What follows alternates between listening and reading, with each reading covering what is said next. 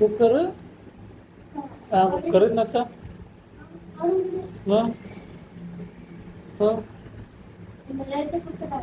ആ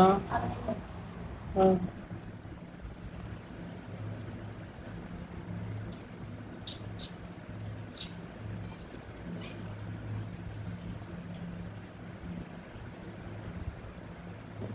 എന്തേ ഒന്നും പറയണില്ലേ ഇപ്പൊ ടോപ്പിക്ക് പറഞ്ഞല്ലോ എന്താണ്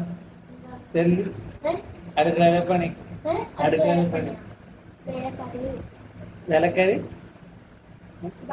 പെണ്ണെ വേലക്കാരി